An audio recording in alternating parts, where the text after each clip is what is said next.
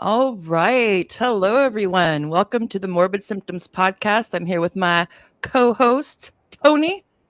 How's it going? It's going great. I hope everybody out there is having a blast. Yeah, it's the best end of the world ever. Ah, oh, shit. Hey, Yeah. woohoo. Anyway, or Egg World, I should say, not the world, but A World. All Oh, right. So, good. yeah, how hot is it where you're at? Very. Apparently, we're set. According to the news, we're set to have a triple heat wave. A triple hit wave that's like 100 degrees or more, or like, what does Yeah, that mean? that's what the local news said. But right now, it says it's 88 degrees where I Okay, that's Fahrenheit, people. He's not in hell. am.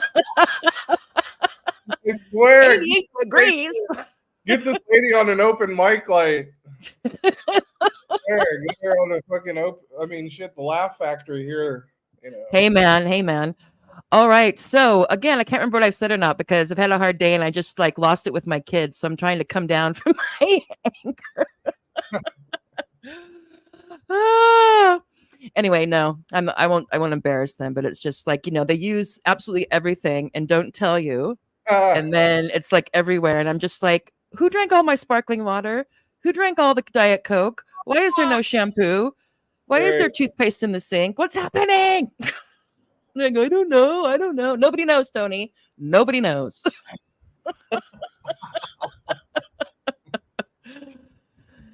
Anyway, so I was really looking forward to a nice cold sparkling water with lime, but no, none for me.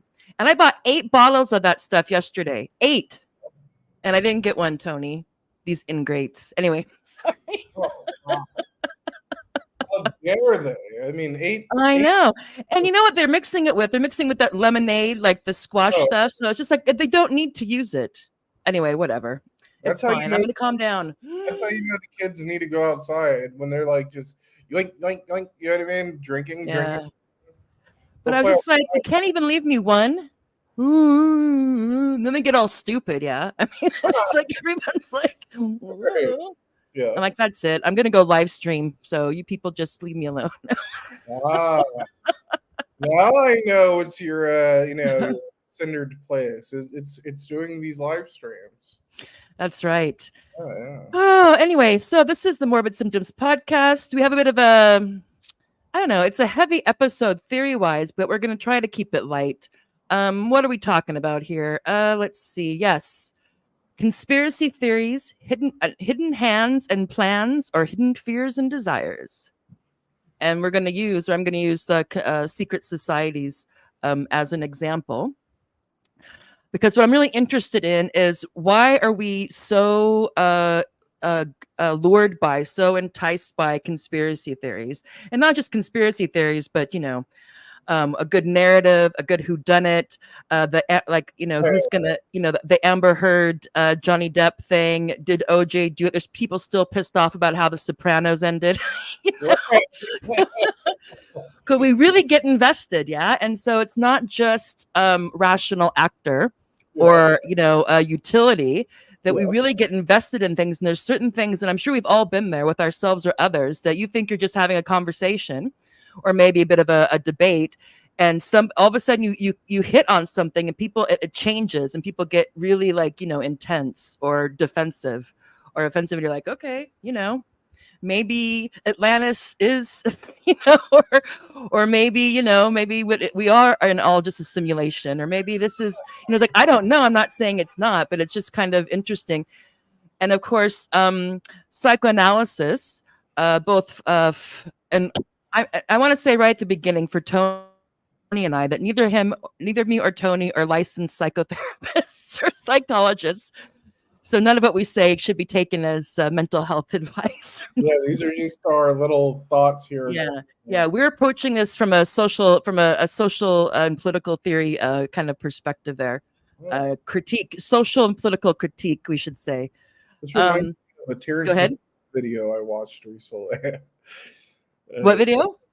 Oh, it just reminds me of a Terrence McKenna video I recently watched, and how Yeah. he differentiated explaining things. He'd be like, "Oh, okay, so this is like this is the materialist way of explaining this, Mm, the mythological way of explaining yeah, it. yeah. And Well, yeah. yeah, no, go ahead. No, go ahead. I was just agreeing with you.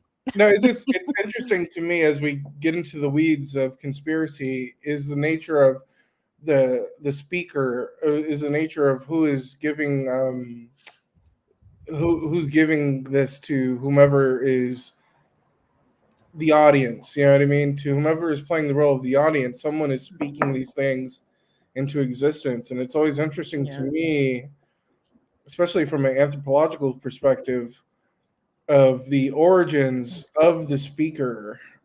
Is this some sort of shamanic subconscious impulse still existing within the contemporary for people to go to someone to essentially it's almost like having the social forecast be told to you.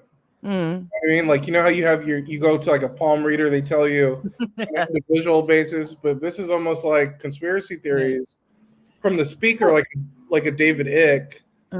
They're almost like they're giving you like a social forecast. They're giving you a framework of which to position yourself in and the things going on around you in. Yeah, so it is very much what Frederick Jameson would call a cognitive map. Look at me. Everything's coming back to me now, Tony. Nice. Please go on. Please go on. That sounded actually... Anyway, so where I'm coming from is,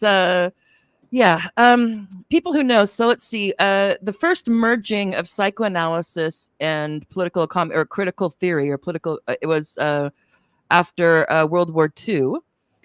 And the Frankfurt School was trying to figure out what the heck has just happened with fascism and all the things that went on with that, and also why the quote-unquote revolution, the proletarian or socialist or whatever what you want to call revolution, did not happen. And so they went in several directions culturally, but they also went to Freud. And so that's kind of at least my understanding when there was a dialogue between critical theory, like from the Marxism broadly understood. Who doesn't, take things as a given, but want to know why things are, what's behind, what's behind the appearances, so to speak. But after after the 60s, and there was all the movements and the anti-war movements and all this stuff. I don't know when, maybe it was in the 80s or what, I'm not really sure. But anyway, critical theory, then some people took a turn to Lacan. And Lacan is seen as to be, again, this is my understanding of the canon. People who know better than me, you can defer to them. But and so Freud, Lacan kind of picked up the mantle of Freud. He wasn't the only one, but he was one of them. And so, but he focused a lot on language. That the fact that we're subjects of language, that we think ourselves and the world in terms of symbols. Not just our animal impulse, though we have those too, but words, and not just words, but anything that signifies meaning, including norms, that we're all, the fact that we are these types of creatures has to be first and foremost for understanding our anxieties, our desires, our pathologies, our perversions, our all kinds of, self-destructive behaviors and whatnot. But Lacan, of course, was a clinician. He focused on individual cases. So, people like Althusser and others, there wasn't the only one, and then I'm going to fast forward to Zizek because he's the one I'm most familiar with, tried to incorporate Lacanian psychoanalysis into a kind of a rethought ideological critique. Yeah. So with Marx, you're probably familiar. So if I said, okay, as a Marxist, what's your definition of ideology? Could you give me some sort of, it doesn't have to be textbook, but could you give me some sort of idea of what a Marxist would say ideology is? No, because I'm high. You're high, Tony? Okay, cool. Fine. Even better. No, it's okay. Say no. You can't, my friend. I'm hanging on every word, but Okay, no. I just don't want to dominate everything. Yeah. I'm immediately smoking a nice joint here. So yeah. Okay. Well, I know. I just don't want to dominate everything, so I want to throw you. I want to throw it to you once more. Go ahead. Okay. Well, so people might be familiar with the opiate of the masses. Yeah. So ideas that ideologies that people have a false consciousness. Yeah. So their understanding of how the world works is there's something wrong with it. Yeah. So, for example, the idea that we'll use to stay with political economy, that capital is where the source of value comes from. That's why the capitalists make the most money. That's why investors make the most money rather than labor, because they're the source of value. Whereas the Marxists would say, no, labor is the source of value. And so we have to, so everything's kind of, so we have this inversion, so to speak. So the idea is that we have to get people to come to break through or see the false consciousness, the bourgeois or aristocratic or religious or whatever false consciousness that encourages them to accept what is and their place in it. To Marx would say, develop a class consciousness. Yeah, to realize that labor is what's necessary. We don't need capital. We need labor at this point, which does not to me, you don't need equipment and means of production and all this stuff, but the fact that it doesn't have to be owned by a small group of people for this to function. Anyway, now with Zizek and the Lacanian and the I want to get this because everyone knows Zizek. Well, not everybody, but people familiar with him know him. But he's part of a larger group called the Slovenian School. It's in Ljubljana. I can't say it right, but anyway, somewhere in Slovenia. And him and this lady, which is Alenka Zupancic, Okay. and also Mladen Dollar. Here's Mladen Dollar, and a couple of others. They run this institute. Well, Zizek is the head of it, but they're in the institute, and they're one of the few. They're one of the unicorns. They get to do theory all day long. Theory. They don't have to grade a paper. They don't have to supervise a thesis. They don't have to take a class. Oh no. How do they not go? They do. They do go to. They do give like they do talks and lecture, like one-off lectures and whatnot. But as far as I know, pure theory. It's a research institute. So they're legitimately still to think all damn day. Yeah, these things still exist. Maybe only in Eastern Europe. I don't know. But yeah, so here you go. They're not having to be efficient or. Although they do write a lot. I mean, they write like maniacs, especially Zizek. But anyway, I just want to give them their due because he's the one that gets a lot of the attention and notoriety because he's such a character, or appears to be a character on. Here he is. So anyway, I don't want to get too much into all that. Just to say that it was still the example of like, okay, why? So then you had the disappointment of there was this momentum that people really thought, or some people thought, especially in progressive circles, socialist circles, that there was working class parties and labor movements. There was really a chance that they could that these parties could take over political power of the state, and so have the state be ruled, at least in the interim. I mean, oven for the people rather than oven for the bourgeoisie or the aristocracy or the financiers or whatever. But then World War I happened, and then World War II happened, and so those things didn't happen. Not only didn't they happen, things went really fascist in a lot of places and really nationalistic. Well, nationalism can also devolve into fascism. So the Frankfurt School, broadly, just that term, one of the people they went to was to Freud, but not just to Freud, but to psychoanalysis, trying to figure out, okay, why did this happen? What did we miss? Political economy is not enough to understand what's going on here. And then fast forward to the end again, after the end of the 60s, when you had, the end of the women's rights movement, and you had the civil rights movement, and you had the anti-war movement, and you had the big kerfuffle in France. And so then you kind of have the neoliberalism goes in the 70s. Neoliberalism starts coming, and we have Reagan and Thatcher, and there's no alternative in neoliberalism, all this stuff. So then you have people starting again asking, okay, well, what the new left also fizzled out.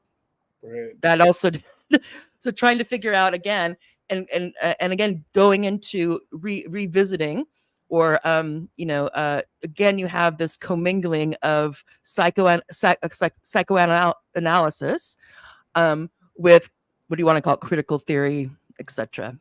And Zizek is one of those guys.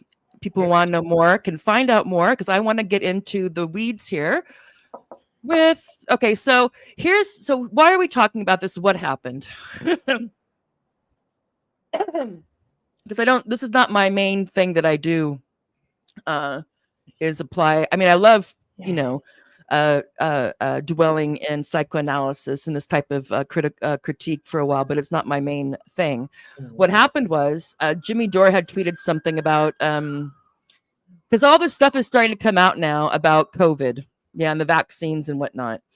And so he tweeted something that, like, people can't even put their head around how much we're lied to. They can't even grasp it. Right. And so then I responded to something about basically like, most of us are still in denial, either like in denial. We go between denial, bargaining, depression, and anger, but not acceptance, something like that. And somebody, but just basically it's another way of saying that most of us every day choose to take the blue pill. We know we're taking it. Yeah. So to go back a bit to a Matrix metaphor, the first Matrix, there's that guy who turns traitor, who wants to go back into the Matrix. Yeah. Wait, remember that? Yeah, Cypher. And so, but his thing is like, I don't want to remember anything. I want to go back in, but I don't remember anything. And what I'm saying is that we don't so much to be like, it's not that we take that and then we're just in a pod, but there's some sort of subconscious or maybe even a conscious thing. We're deciding not to, we're deciding to pretend that our leaders aren't misleaders. That the news is actually the news. That things are, we're just kind of either trying to be naive or just or like a cynic to be like, well, yeah, everything's bullshit, everybody lies, but what are you going to do? Anyway, so, but someone responded to me with just this meme here. And I don't know if anybody knows, but on the top of this triangle is the Crown Council of 13. Have you ever heard of this before? The Crown Council of 13. I hadn't. I've like, only because I'm an American, so you do hear this weird stuff. Honest to God's truth, you do hear it more often than you would think. I've heard people say, oh yeah, there's like these 13 families, Okay. and I'm like, bro, shut the hell up. Like, okay, we want to be sensitive, Tony. We don't know. There could be. You don't know for sure. You don't know for sure. Okay. Well, yeah, we don't know for sure. I mean, I just would love to be pointed in the right direction then. Yeah, no. But again, I should say quickly is that the point of the point of this approach isn't to decide if something is true or not. It's to focus on why we're attached to it and how it functions in our psyche. Yeah. Right. Both individually and collectively, not if it's true or not. That's a separate issue. Right. Even though it is, yeah. So I think, what Tara is so eloquently going towards is like this sense of the affirmation within the negative. How Cypher does say, I don't want to remember anything, how people will willingly and almost with gusto affirm life in the most negative sense of life. That's what we're exploring here, is like, why do people have that inclination? Am I right? We'll see. We're not here. Here's a safe space. We're not in the realm of right or wrong here. Right. Yeah. Which I'm not saying that that's a bad realm, right or wrong. I'm just saying that that's not in the foreground here. Yeah. As we but for sure. So this is, so I was like, what is this? Because I was familiar with the Illuminati and with the Freemasons, and of course you have the globalists and the Pentavalent, and you have whatever that we even and the things that we know. So we know like Davos, but of course, even though we know there's Davos and we know the people that go there, this idea, well, what do we not see? Yeah, what's behind the curtain at Davos? That's really, that type of thing. There's always more. There's always like, to use a metaphor at the tip of the iceberg, we assume that we know the tip of the iceberg, but we're convinced that there's the iceberg beneath the water. And one of the things that Zizek would say is like, what if there is nothing beneath the water? What if the tip of the iceberg is all there is, and everything else, our desires, our projections, our anxieties, which are important things to have. It's a part of being human, but it's an interesting thing to think about. Anyway, so this person sent me this as I'm assuming as an explanation. So as what's going on. So the reason why we're being lied to so much is because this group or this structure has something cooking, or it's falling apart. I don't know, because the person just gave me this. But you can see that the top of this is the Crown Council of 13, which as far as I can decipher is like there's 13 really powerful families, and these aren't new money. It's like old money. It's like going back, I don't know, to the the Crusades, and who are those people? The Rothschilds, and probably like the Guggenheim. I don't know who they are. The Queen. I don't know. Anyway, old money, like before the bourgeoisie, old money, and they maybe still have it. Some of them still have it. Yeah, some of the aristocracy grooved right into that, or they just have land and investments. Who knows? And then this is my favorite part. Below them is the Committee of 300, which are they're important families, but not as important families as the 13. Now, why there's only 300, I don't know. But apparently there's 300. There's a committee of 300 families, and they're also important. Well, families are entities. I don't know, maybe mafias, cartels. I don't know. Anyway, and it goes along then. And now what I find interesting about this, just if I want to put my empirical hat on, yeah? So I'm not in the realm of psychology and our psyche and our libidinal economy. I'm in the realm of, an empirical thing here. Mm-hmm. I think it's interesting that after that, it has think tanks.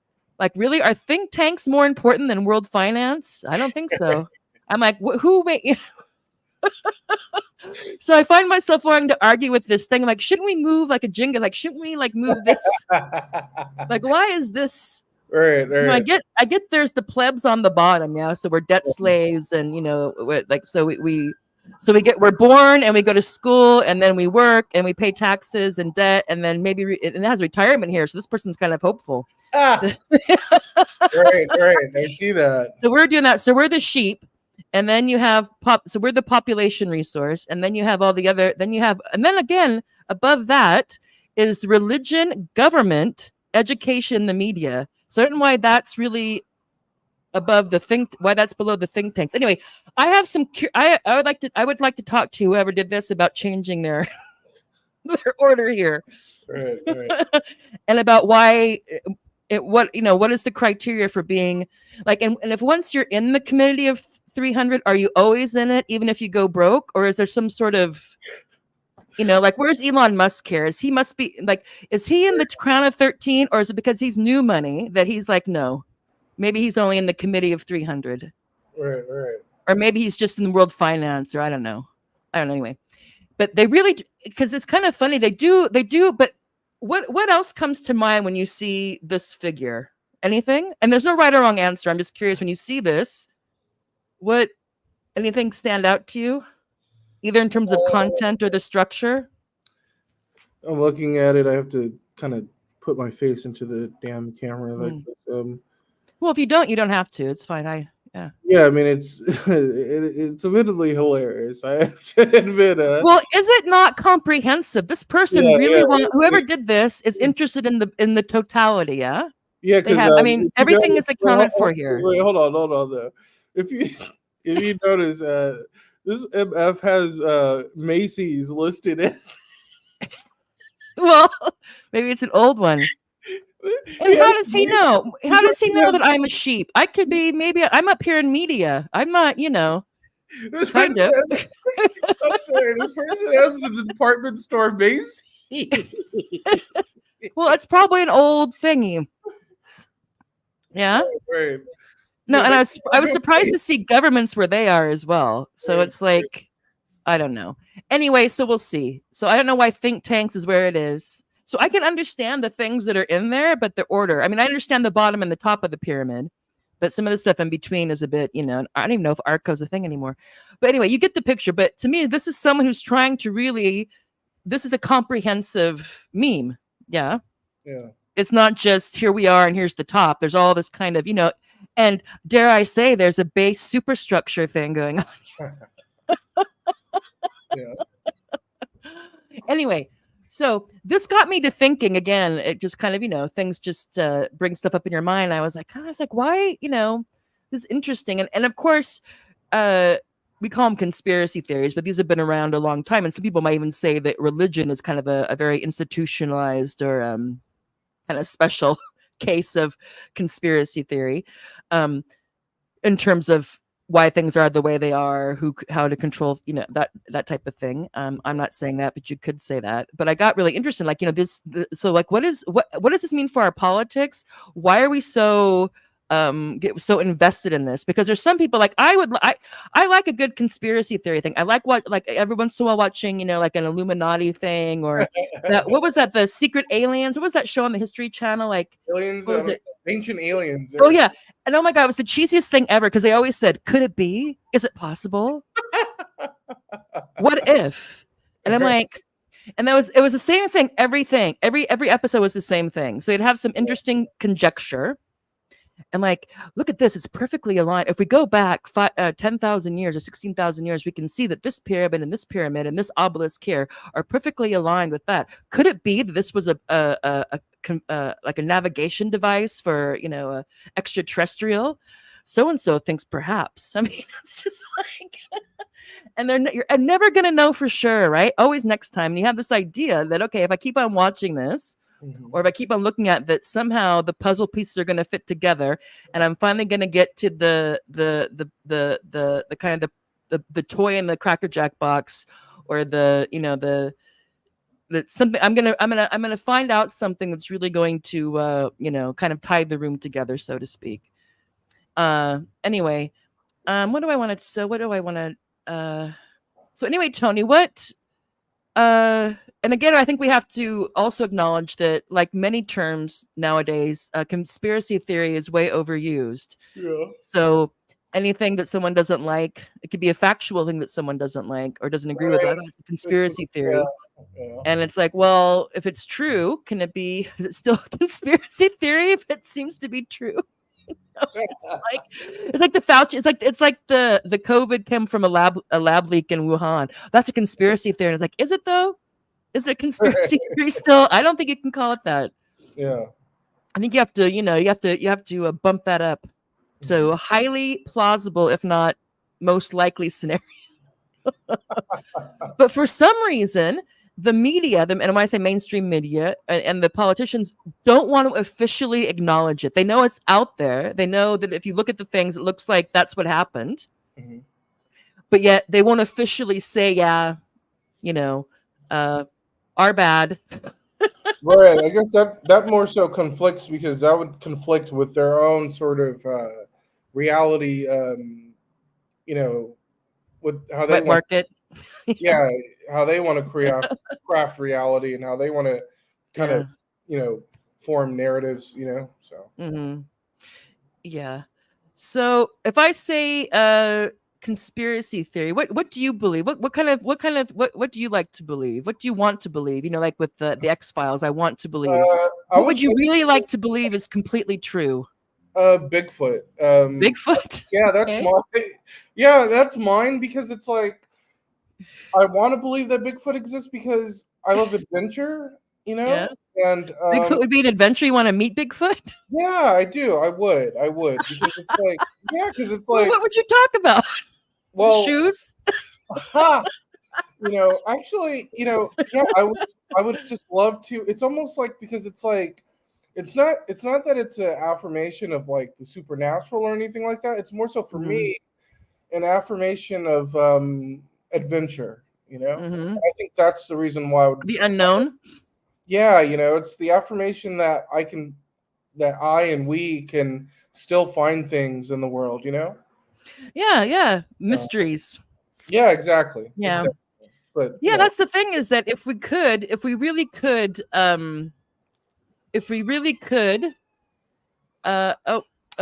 have a comment. Hello, lol. See, Zello is having a good time. We're having a good time here, Zello Yellow. We're having a good time.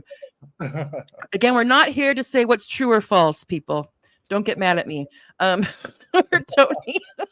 If I'm poking holes in your favorite theory, it's fine. You could be totally right. I don't know.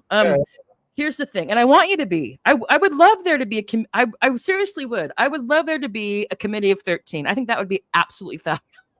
Why is that? Here's this group. Yeah. Then we know who they are, and then we can be like, "Hey, man, what up?" That's how you would treat it, huh?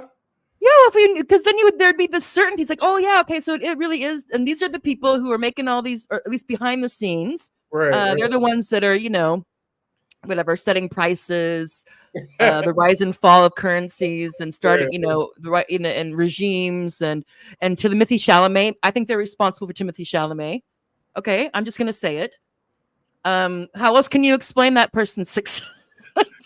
Hey, I think I could explain. Maybe he's part. it. Maybe he has a family member who's in the committee of 300 or something. No, he does belong Could to be. No, he does. Oh. Not to that shit, but he does come from like a rich family. Well, I would assume so. Timothy well, I could change his name, but Timothy Chalamet. Yeah. He grew I'm up sure with, he's like, lovely. I'm just saying that why is he in every movie? Madonna's daughter. Huh? He grew up with Madonna's daughter and went to school with like Madonna's daughter. Oh, well, there you go. Yeah, so it's like really Ooh. posh. So in the Illuminati, then that could be. Could be. Baby, Huh? Yeah. No. Aliens, that's also cool. Aliens, did you ever watch that? Have you ever watched Joe Rogan? Who? Joe Rogan. Who's that? Joe Rogan. I'm joking with you. Oh. You're just gonna say the name over and over again, like we're speaking two languages, and you think if you ask me where the airport is louder and louder, somehow I'll understand you. Damn you. No. Joe Rogan. Yeah. Dang, oh, that one. Yeah. The only Joe Rogan I've ever watched, the only one I ever watched was with that guy who claims that he worked at Area 51. Oh, yeah. Well, there is an Area 51. Yeah. He claimed that guy, Bob Lazar. They're coming to get me, Tony. Oh, shit. I hope not. It's not the Men in Black, is it? Wouldn't that be awesome? I wish. I want some adventure. Oh, Anyway, I don't go know ahead. if you want that kind of adventure. I mean, shit, Oh, that's real. Dude, please. Okay, continue. What are you going to tell me? Oh, no, it was just like, so that's the kind of thing, right? So it's like Joe Rogan has this guy on who claims he worked at Area 51, and he has the guy write like a diagram of the spaceship he worked on and all that stuff. And it's very fantastical. He claims that in Nevada, that underneath this mountain is like a secret, like a lair.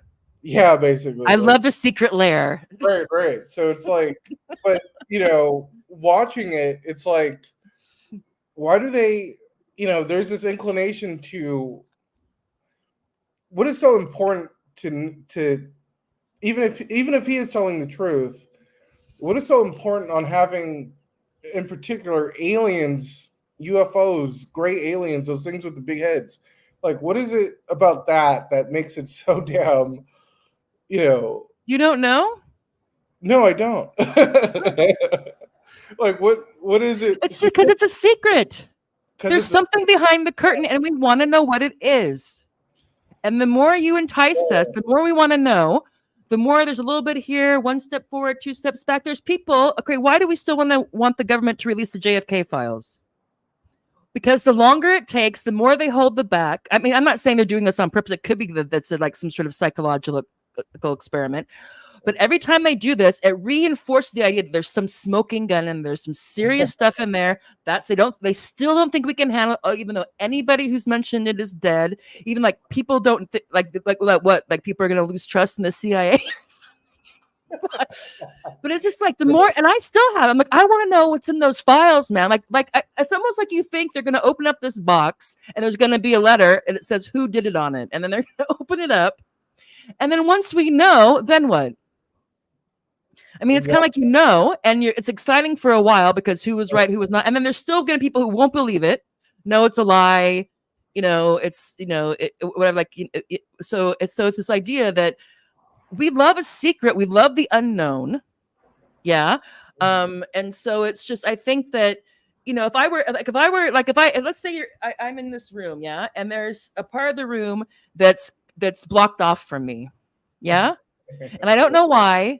But I know there's like a certain part of the room, there's something in there. And then you start thinking, well, they wouldn't have done that if it wasn't for a reason. Right. There must be something there. Why are they hiding it? What's happening? And then I'll think like, should I, we rent this house, like, well, should I like tear it down or should I like, whatever, And it's like, and the anticipation is like, it's part of the jouissance, the enjoyment, because I'm enjoying it, but I'm also torturing myself at the same time. Yeah. Am I going to do it? Am I not going to do it? Is it something there? Is it whatever? There has to be some sort of releasing some sort of payment of sorts. And then, of course, I could do it, and chances are there's probably nothing there. Yeah, and then I'd be like, oh, Okay, and well, then I'll get to enjoy the disappointment. Yeah, yeah. I get to enjoy the disappointment of it not being there, and then I can be like, well, why would or maybe there was something there before, or somebody else did it, or still, go on. So I think that a lot of it is that it's the secret, and of course, it's interesting. I mean, who doesn't want to think? I mean, it would. I mean, sometimes I don't know. People say, "Oh, that would change everything." That would be the most momentous thing ever if we have contact, if we know for sure that there's alien life someplace, because then we know for sure that we're not alone. Blah blah blah blah. And maybe yes, maybe no. I mean, if we know it, but they're so far out there that we can't, we don't know what's going on. That's one thing. But let's, I mean, I think it would be, I think actually psychologically, that the worst thing that could happen for people who really are invested in extraterrestrials would be for one to actually land. Yeah, because could it possibly meet their expectation? True. I mean, yeah, because they're expecting maybe, but it could just be like, who knows? Or they just come because we're like food to them. I mean, I don't know, but I think that it's the fantasy that keeps it going. Yeah, I think. Right. That's actually a good way. Yeah, that's a good point, because I would ask the question to you and to the audience: is the expectation with these things to meet, in a sense, perfection and God? Is that too much to wonder? Or? Tony, how much have you smoked? No, I don't know. Let's see. That's part of it. Let's see. Okay, so because hold on though, because think about it. Because here we go. Tell me. Well, hold on. Because think about it. You're right about their sort of inclination towards not only desiring to have ETs be validated, but they want basically your answers. They want the answers to the universe, and not just that, but they also want God, they want these like a god-like alien. You know what I mean? Like some sort of. We don't want a stupid alien. That would be a bummer. Yeah, no. They want if one of those things that eats everybody, like in the Aliens movies. That would also be. Yo, that would be horrible. I want that. Yeah, I want like Spock or Starman. Right. Okay, to our audience, right? So speaking of the alien movies, right? For our audience, right? Like in 2012, when they created that Prometheus movie, and the people go and they meet the advanced alien who the advanced aliens who created humanity. That's what I feel like these people are expecting. They're expecting some sort of godlike civilization to come down and give them all the answers to why. The answer, some variation of why, why and how, because it's just I'm sure there's something transcendent, something more than the banality of our, of our everyday existence, something to, kind of, that's these are all possibilities, right? So it's almost like it's like two endpoints, right? So it's like why the need for, as you just said, that to witness transcendence or perfection, or what some people would call God, but then also why the desire to torture oneself as well? Like, what is that? How do you experience both? How do you experience a desire to witness the transcendent and also torture yourself? Well, I think that we do that all the time, though. So I could ask, like, if I know that if I have more than a certain amount of wine, I'm gonna wake up with a headache and not feeling good, but I do it anyway. If there was no price, then what would be? I don't know. Or it's like, or if you there's all. I mean, and this is another thing in terms of desire that we're going to get to in a moment. That it's like that humans tend to be really prone to self-destructive behavior, even if they know it. Yeah, so you can people who know they have a gambling problem or a sex problem or a shopping problem or a lie, whatever the problem is, and what's more self-destructive than when an addiction gets really super intensive? I mean, you're getting something from it, And so, like, if let's say you're addicted to gambling and you're like, you've gone to the money machine, a cash machine again, you're taking out, you're taking out the rent. And you're like, and your chips are going up and down and up and down and unconsciously, whether I win or lose, I'm getting something. Yeah. Right. I'm getting a rush of some sort. Now, my conscious understanding of that is something else. But we're getting a bit off track though. But let's try to we're getting to the theory now, a bit of theory. Mhm. So now, most of us or we're familiar with the question, and if anybody's ever seen the Lucifer series, it'd be like, what's the question you always ask somebody was, what do you desire? Yeah. He thought if he knew what someone could desire, if you know what someone desires, and you can either, you can control them, you can also make them happy if you know what they desire. Now, with Lacanian psychoanalysis in particular, and with what Zizek and those who appropriate it for ideological critique, they're not interested in the content, the specifics of what one thinks they want, but why we desire it all. So why do we desire? And how are we encouraged to desire what we do desire? Yeah. So this idea that we think that what we want or what we desire is something sui generis, something personal to us, and it's very much part of our identity or our sense of our subjectivity of life about what we desire. And they are interested. Okay, well, and so they would say that, okay, that so it's the idea here we have, and to backtrack a bit, here's a formula. Lacan loved his formulas. So the dollar sign is the sign for the split subject, which means that we as subjects are always lacking. Yeah. And that's why do we desire? Because we lack. There is a black hole in the center of us that is just an abstract lack. And that's like that structurally is why we desire various things. And that can be filled up with love affairs, with knowledge, with sports, with conspiracy theories, with politics, with whatever.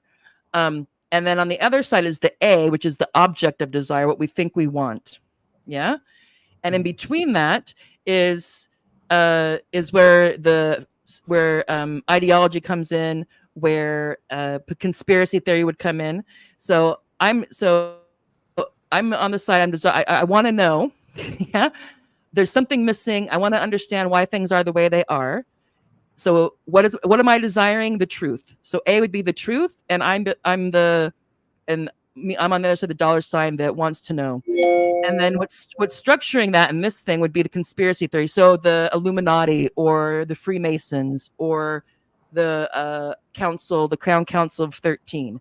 That's what's structuring how I'm going to understand and try to navigate my process of trying to find this truth, get to this truth. Mhm. Yeah. So let's see if we can unpack this a bit more. Let's see. Okay. So, why? Yeah. So if I were to ask you, Tony, what do you desire? Just tell me one of the things you desire. Doesn't have to be personal. No, I don't mind if it is personal. I don't mind. I mean, this pod is personal. I desire to live in Europe. That's what I desire. Okay. And so why do you think you want that? I think I want that. What are you going to find in Europe that you can't get in LA? Or sorry, you don't live in LA. What? Yeah, you do. What are you going to find? What do you think you're going to find in Europe that you can't get where you're at? I think a more authentic experience of life, a more sensual, intimate experience of life, a more sophisticated cultural experience of life. That's what I feel, Okay. So that you feel that's lacking where you're at. Yeah. Okay. And then this idea, so if we put you in the you're our subject you're our desiring subject, yeah? Mm-hmm. And it can be a desiring subject, it could be a subject who wants to believe, a subject who wants to control, but you have this, which are all different types of desire. But there's something missing, and you understand that as where you're at, there's a superficiality, there's people just going through the motions, you want a deeper, richer life, and you think that you can, and you believe that you can get that in this thing called Europe, which you must realize is an abstraction in your mind. Well, thanks, Mom. Yeah, I do. No, but or not. If you say No. I'm going to Europe, you don't really go to Europe. You go to a particular place in Europe. Yeah. Yeah, I mean, you're right. No, you're right. And what But if you get there and it sucks and everyone's just like, miserable and you're like, Jesus. Now I'm gonna well, have to go to Russia. I'm gonna have to go to like that happy place. What's the happiest place? Disneyland. Is it Nepal? There is some country that scores the happiest on the happy index. Oh, wow. Anyway, okay, but this is good. So you think, okay, I'm missing this X, and I'm gonna be more able to get this X if I go to Europe. Fair enough. Okay, so you have this desire, and the way your desire is struck, how you understanding your anxiety or the feeling of lack is that I'm lacking.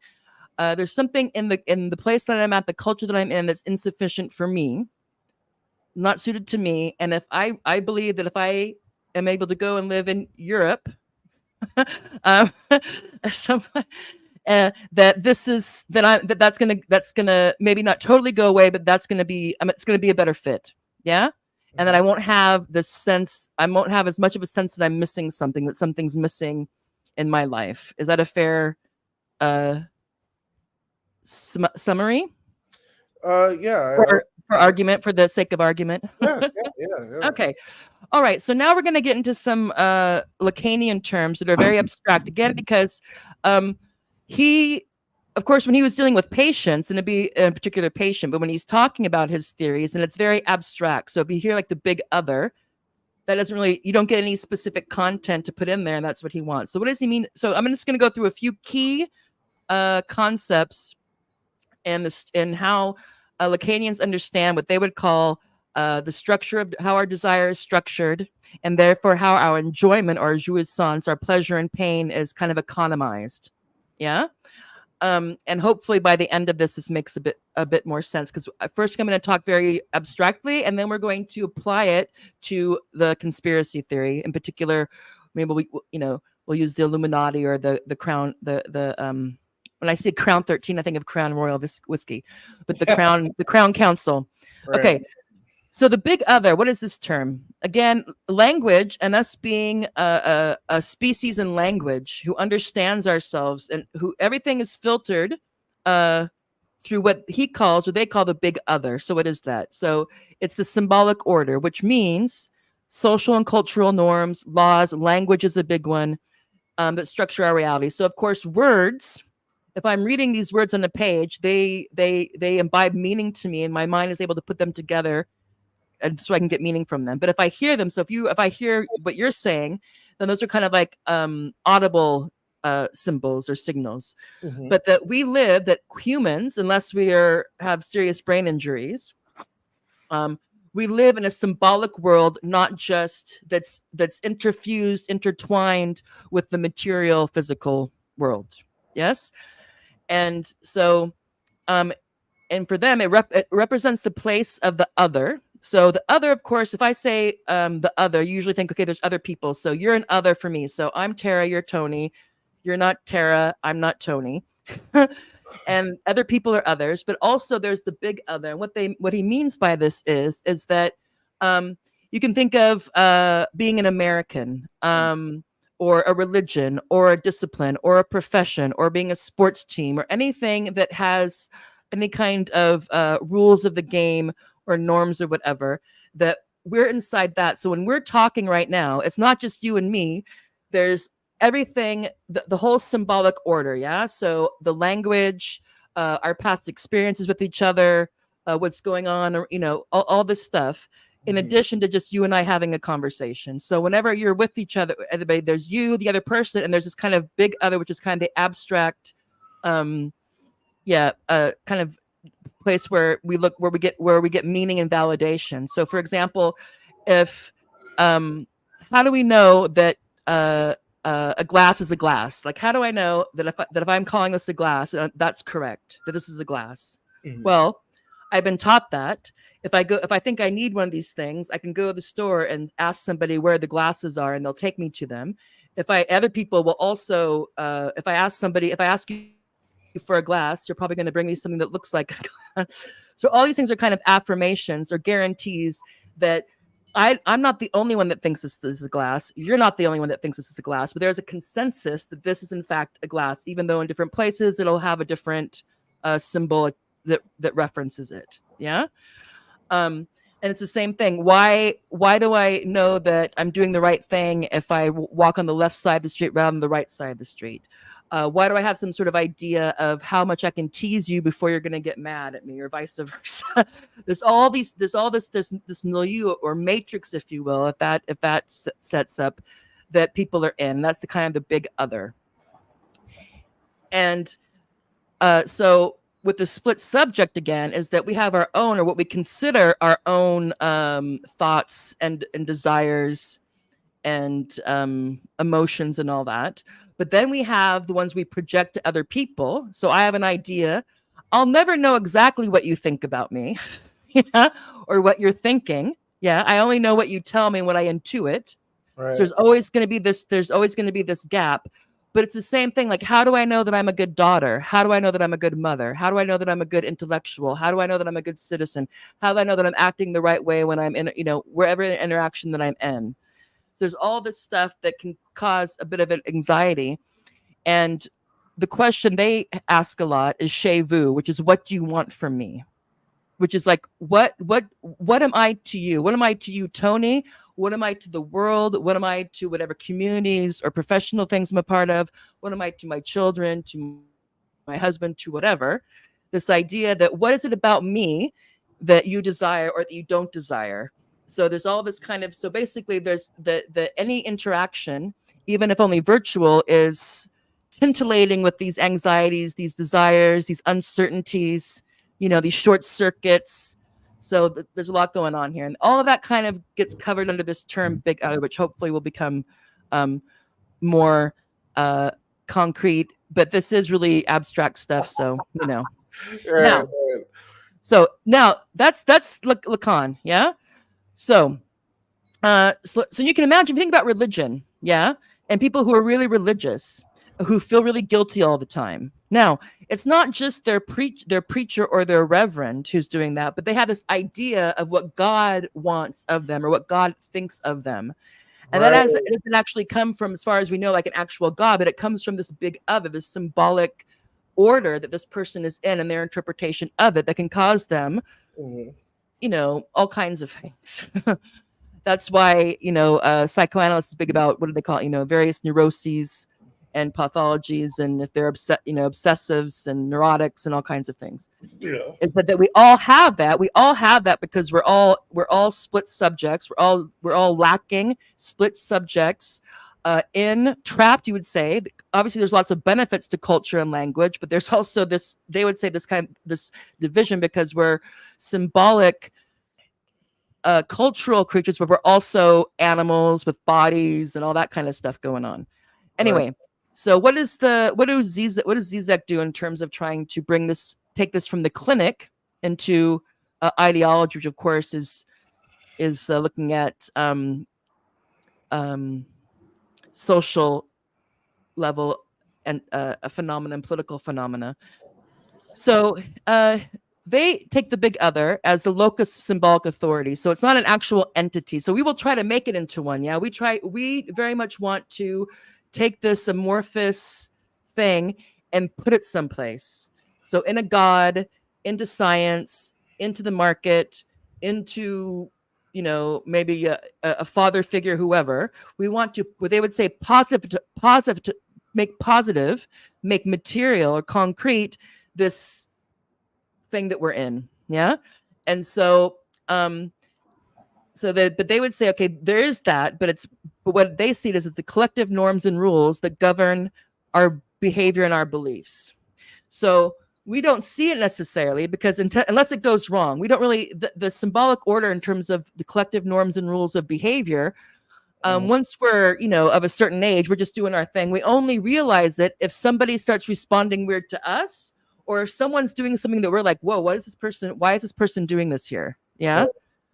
So for example, if you're in a classroom and someone just in the middle of it just kind of gets up and starts, singing, you'd be like, what the frick? Why are you doing that?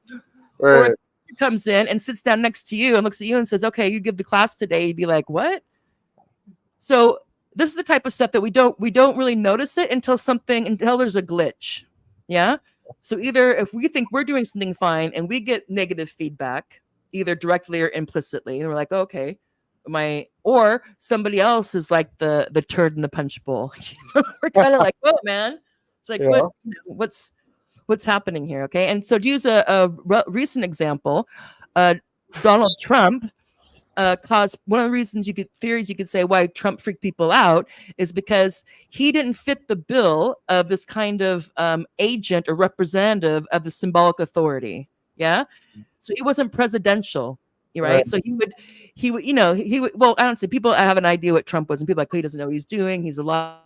He's this and that, whatever. Not that other politicians don't lie, but this idea that it shook their even if you didn't like the president, you wanted to have some sort of belief that they had at least the basic capacity to, you're like, what does this mean if someone, and this people, I'm not talking about for people who love Trump, but the people who really like lost, it really shook them when, like, you remember, like, they're like, how could this be? How could he have won? What country do I live in? It happened with Brexit in the UK. People are like, I can't believe this happened. And, so it kind of shook their idea of this kind of the norms and the rules that they thought governed the possible, yeah, and the appropriate within the boundaries. Okay. So it's impersonal. So the big other is impersonal and does not have a physical embodiment, but it's the abstract field of social expectations and rules. So that we internalize. So it's the same thing. So most of the times, when we're not children anymore, if we don't have issues, you don't need to tell me that I shouldn't go take somebody's stuff. Yeah. Or I have a basic idea of how I'm supposed to be and act in the world. Yeah. Now, even if and this carries over. Yeah. So if I have an idea of what it means to go and have a coffee with someone in one instance or case, pretty much that's probably going to be okay in every instance. And even if I go someplace where there's some other ritual involved, I'll probably be able to figure out quite quickly what I'm supposed to do. Yeah. So this isn't like the book that you get that says, okay, this is what you can do or not do, but this is like the unwritten rules. Yeah. So of what's appropriate, what's okay, what's not okay, and also the unwritten rules of how to not follow the written rules. Yeah. What you're supposed to take seriously, what you don't have to take seriously, or who has to take them seriously, who they really don't apply for, this type of thing. Right. Which, of course, since it's not codified, or since a part of it isn't codified, we never know for sure. Yeah. So there's always this uncertainty that causes anxiety. Again, this question, like, what do you want from me? What do you think of me? Why am I this to you? And to, like, you in particular, to various, and then, like, in general, to God, to country, to, if you're in let's say you're trying to be a professional musician, to that field, this type, whatever it is. Okay. Are you with me enough or no? Who, me? Yeah. Yeah. I'm sorry. I just need to. No, I'm fine. I just need Okay. to. I just want to, because I've been with you this whole time, but I just needed to lay down because I've been on my legs all damn day. And no. It wasn't a criticism. It was literally checking in. No. No. I'm not a Lacan. I'm not a Lacanian. I'm not in the salon with the other psychoanalysts. Okay. No, I'm following everything. Okay. So the function. Okay. So what is the function? Why is, in terms of this scheme, this how Lacanians understand how our desire is structured. So basically, it's like we're full of desire. We're like just in like a general desirous thing. Why? Because we're lacking. We there's something that we lack. If we didn't lack something, we wouldn't have desires. And also because of the language and all this other stuff, this uncertainty of what others think of me and want of me, and vice versa, actual others than symbolic others. There's a lot of stuff going on. So the function, okay, is the guarantee of meaning. So the big other functions to guarantee the consistency of meaning of the symbolic order. It's what people refer to when they say society expects, or they say, or everyone knows.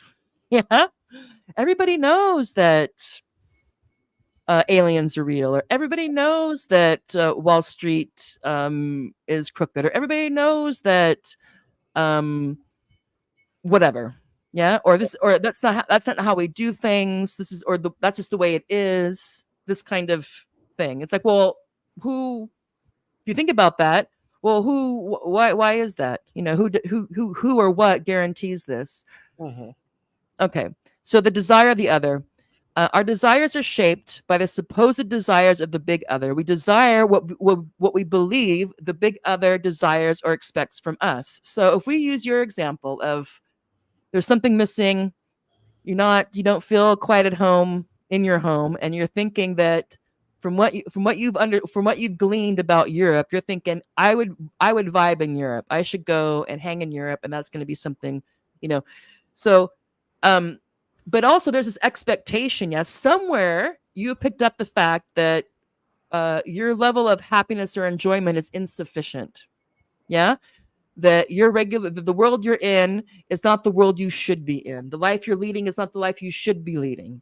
I'm just saying this. I'm not saying like I know this for sure. I'm just using it as an example. Yeah.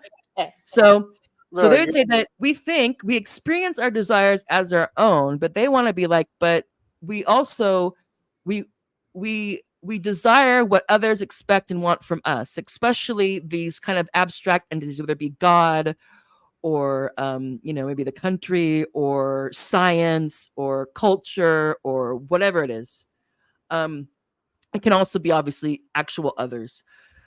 All right, so there's regular others. So that would be you and me. So regular others, these are other individuals with whom we interact in our lives. They are distinct from the big other in that they are concrete. So, I can see you, and they have their own subjectivities.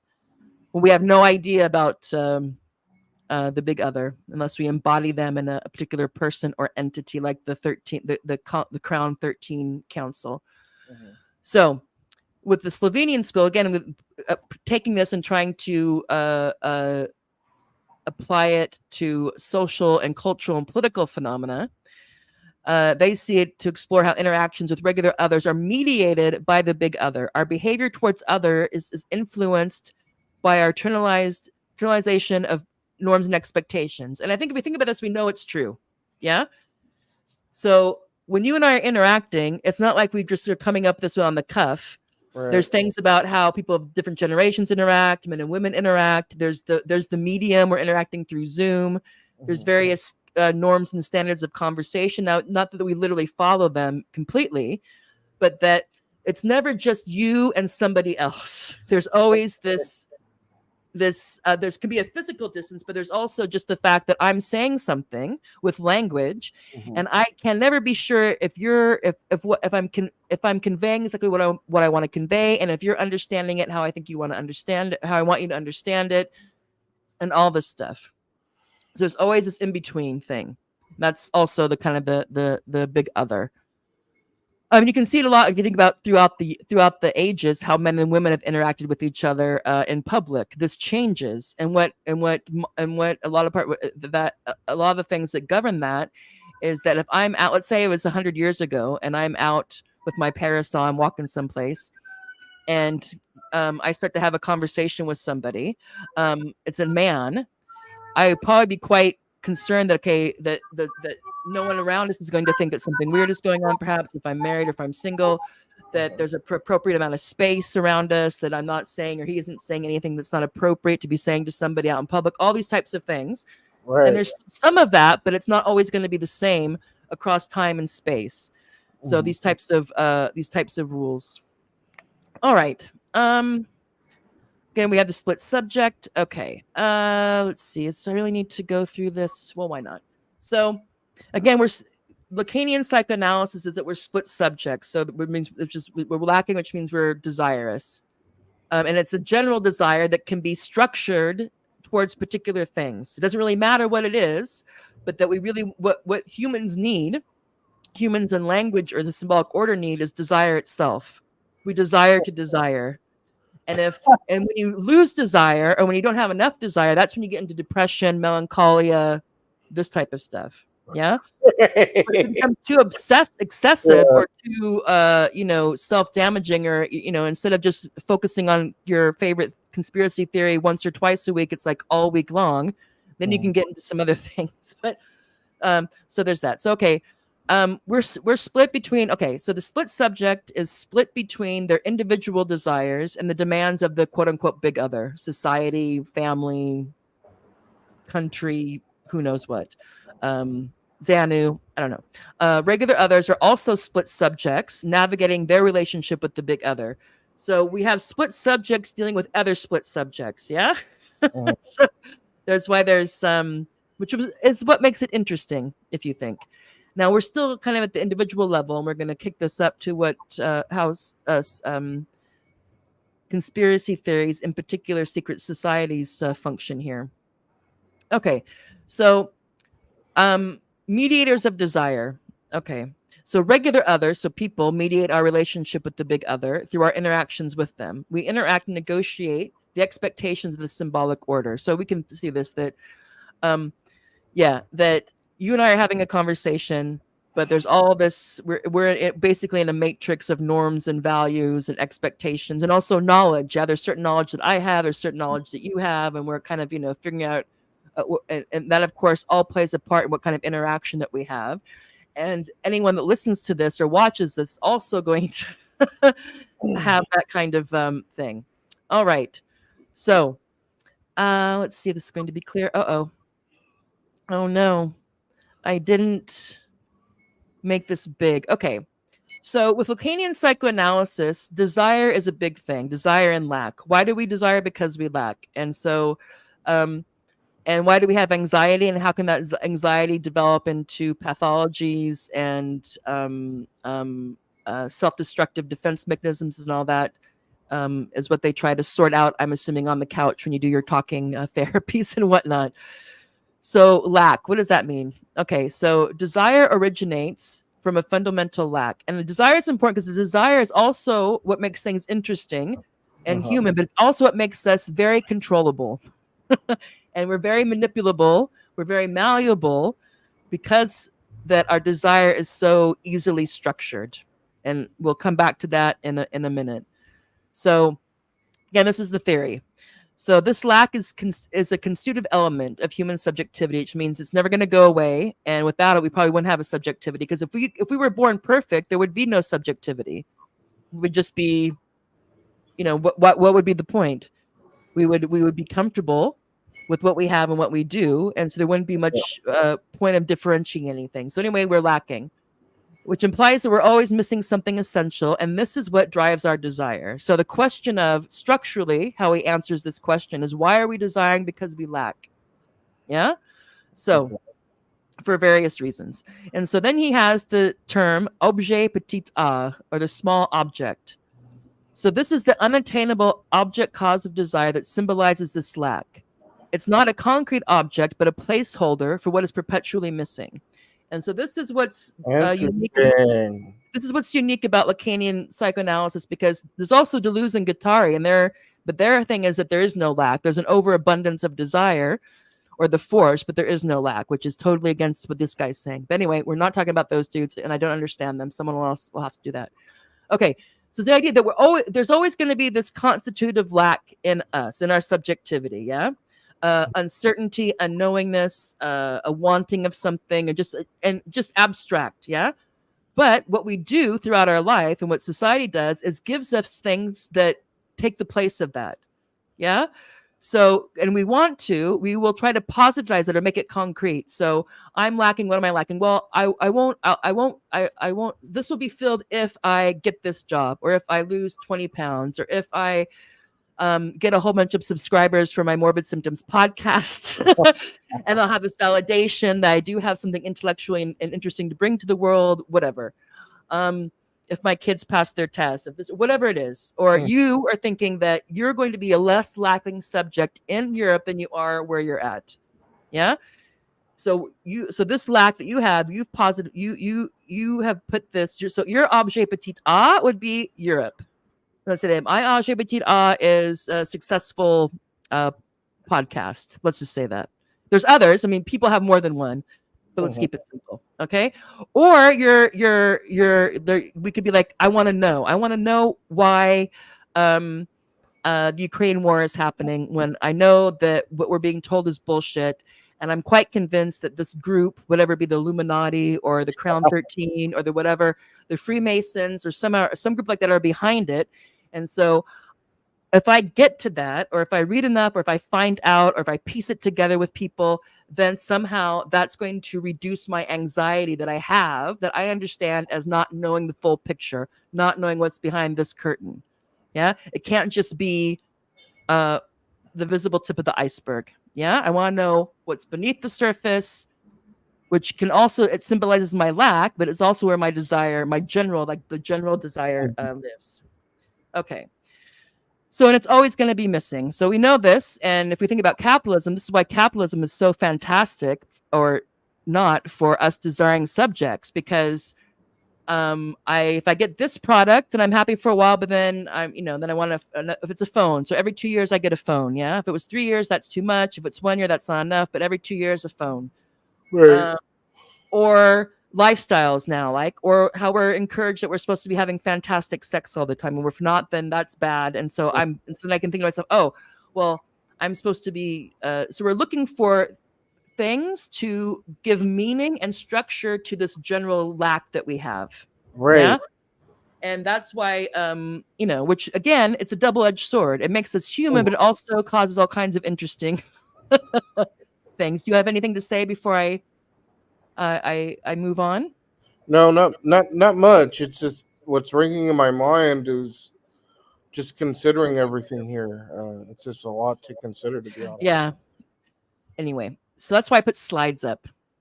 Okay, so the desire, and also because it's not like I'm fluent in all this stuff. So desire of the other.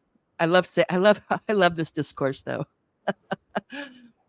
So Lacan would often say, man's desire is the desire of the other. So you have in your thing, in your little line here under your name, you're the aphorism king. We often would say these things, and people still to this day are trying to figure out what they mean. Right. So anyway, so man's desire is the desire of the other. So what does this mean? And when he has the big O, that means like the big other, so like the symbolic other. Yeah.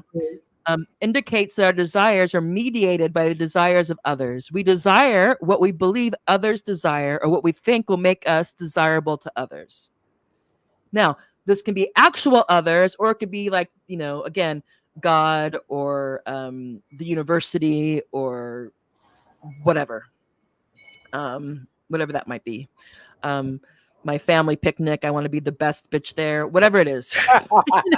Whatever it is. It's like, screw you, Shauna. I'm more successful than you. Anyway, my kids aren't crazy. They're crazy, but they're not as crazy as your kids. And I'm just making that up. I don't know anyone named Shauna. Okay, so let's see. And the other with a capital O refers to the symbolic order, and again, encompassing all this other stuff that affects these desires. All right. So now, the desire to desire. And you'll also keep in mind why capitalism is so successful, especially consumer capitalism.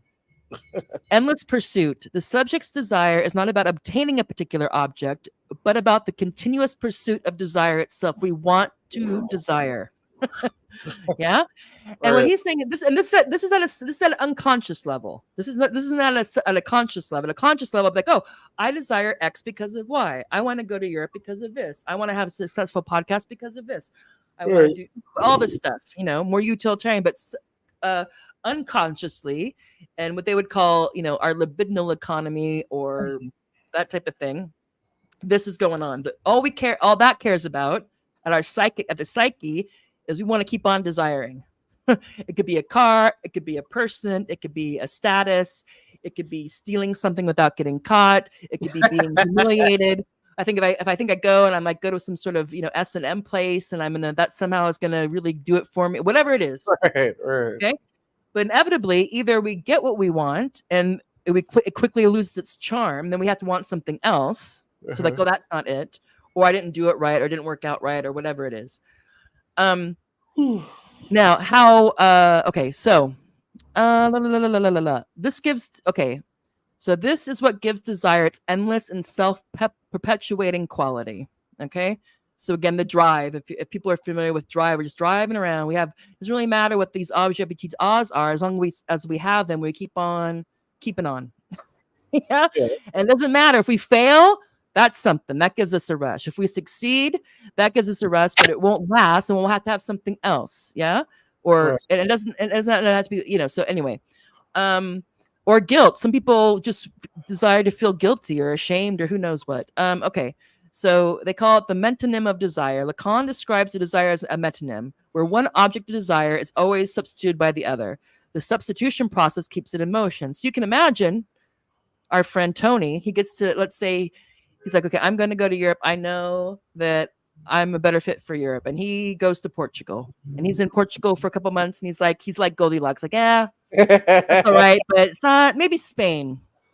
And then he goes to Barcelona, and he's like, oh yeah, I don't know, maybe Madrid. And then after a couple of weeks, he's like, yeah, Paris. No, France is what's is for me. And you can see, you could go on through all the countries, and then either you could be like, you could just keep on going on if you have the wherewithal to do that and the finances, or you might have to think, maybe there's something else going on here. Or you could realize that, not that it's bad to travel, or you could realize the structure behind what you're doing. Yeah, which would give you not complete control, but a modicum of control over the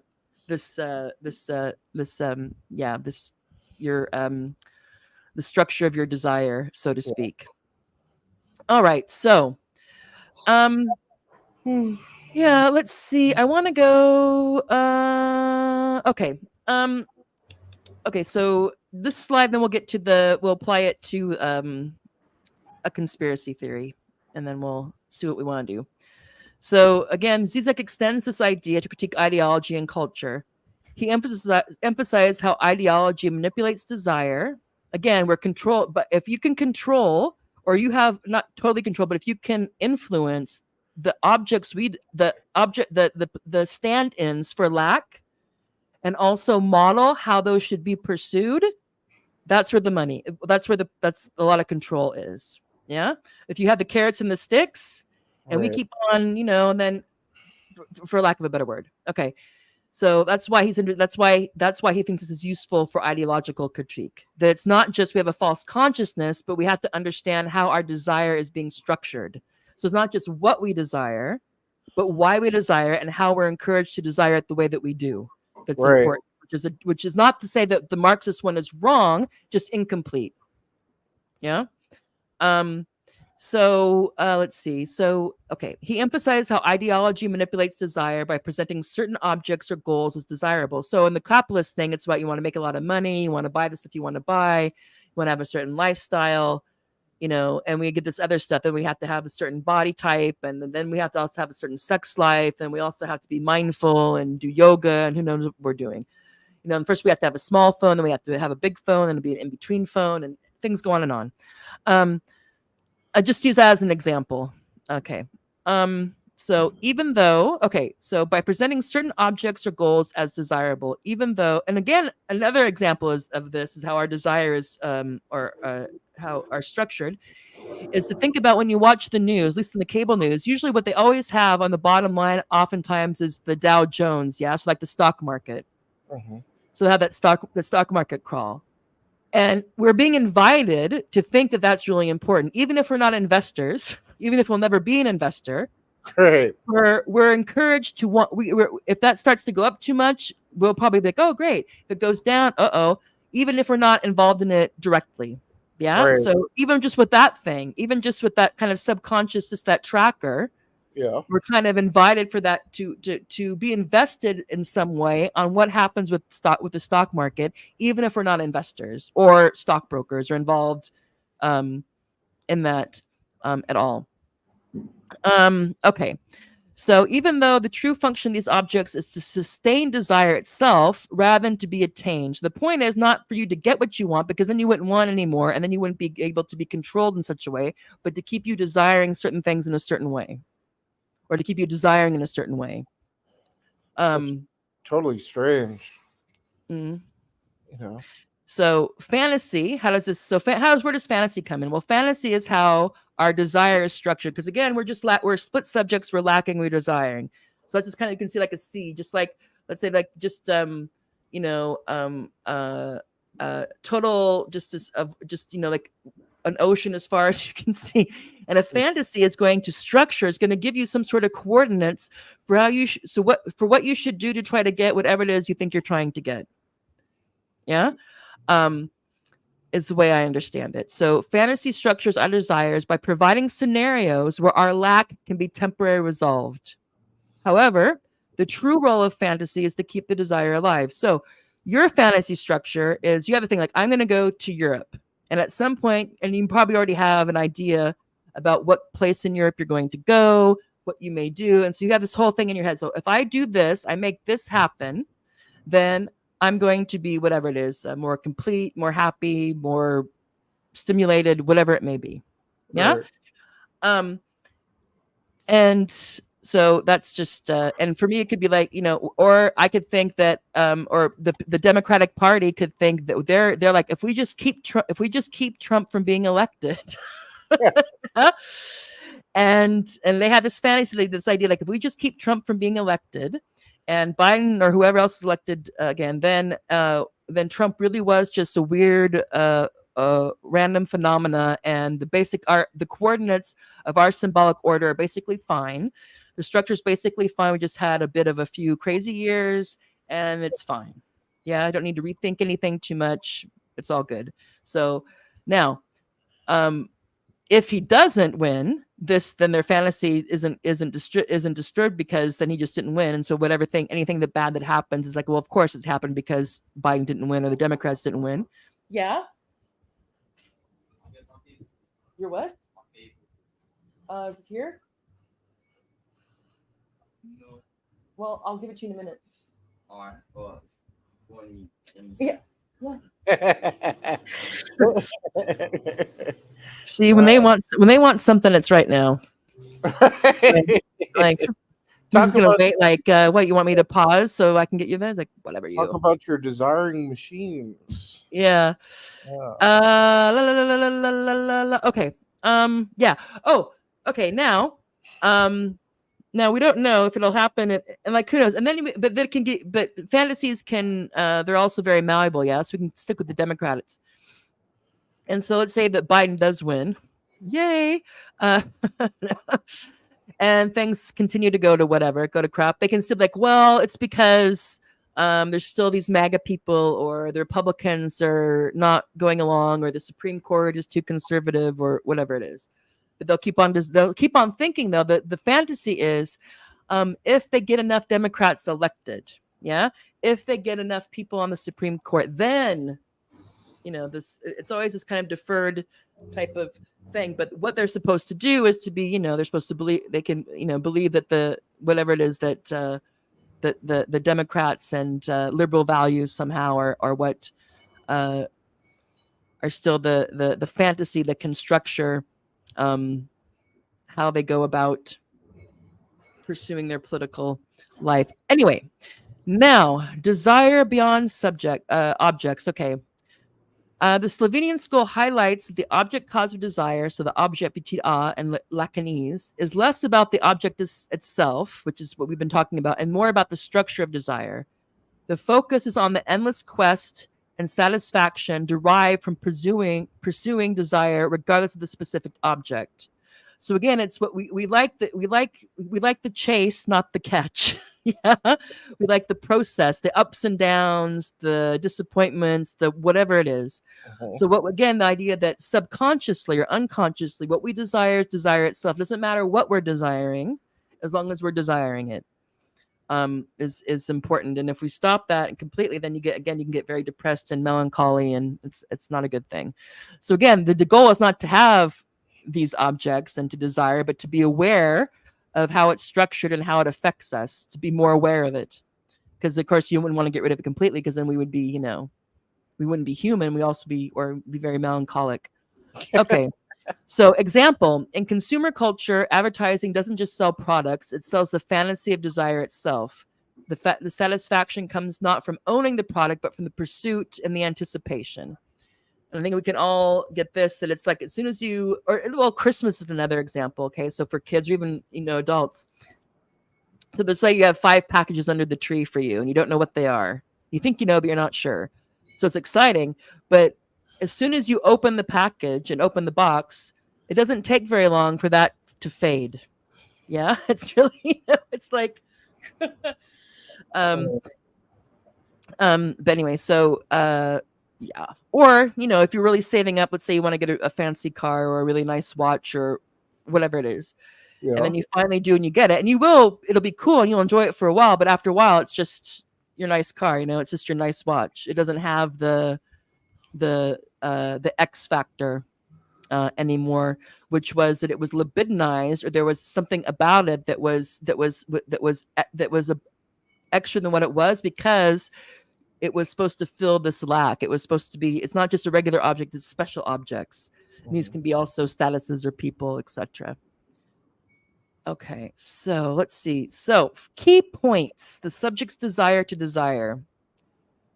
Why this works? Here's the structure. So there's the fundamental lack. We desire because we're lack, and we'll never be satisfied. There's always going to be a lack, which means that there's always going to be what they would call in this theory, object causes of desire, object between us, things that we think are going to fill it, or to at least or to fill some of it, and they do temporarily. But again, they would say that what we really want, the function of these things, is to keep us desiring.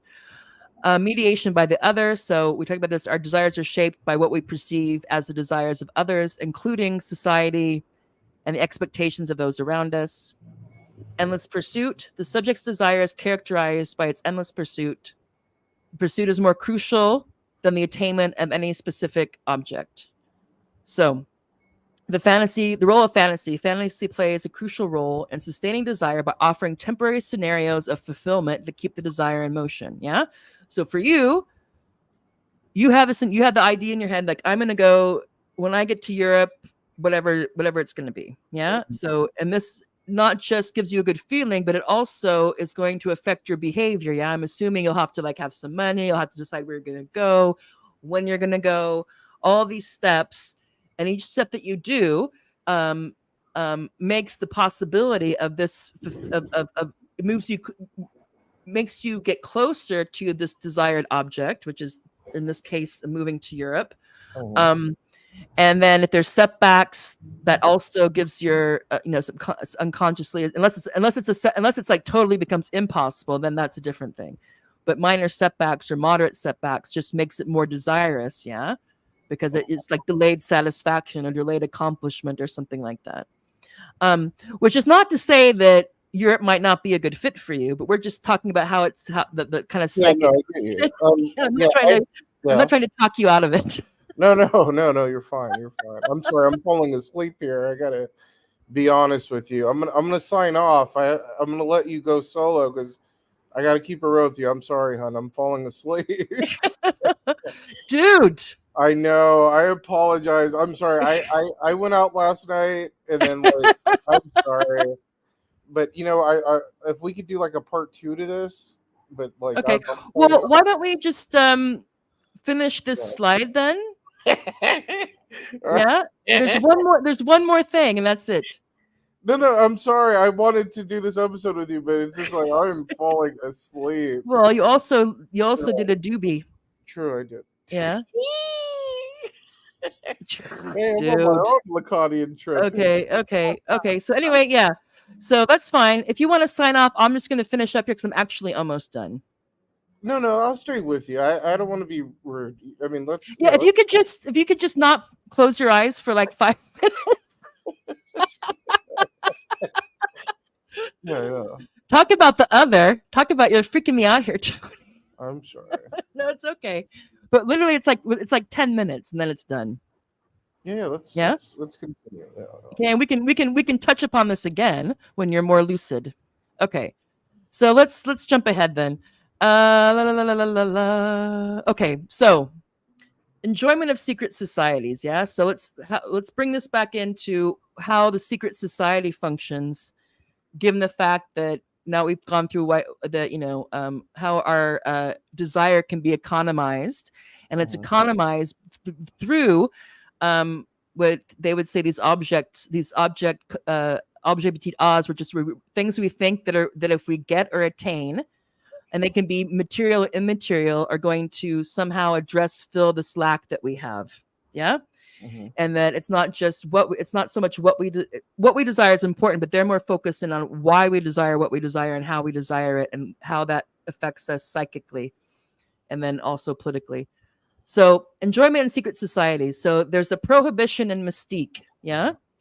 So, which is also titillating. So, it's secretive, it's elusive, it heightens the allure. Yeah. So we know, I know, or I think I know that there's this Crown Council 13, but I don't know for sure. I mean, I might think I know for sure, but I don't know for sure. Yeah, Right. it's secretive. It's like, this kind of forbidden knowledge or whatever. There's also transgression and jouissance. Another thing that gives us pleasure or enjoyment is if we're transgressing some sort of norm.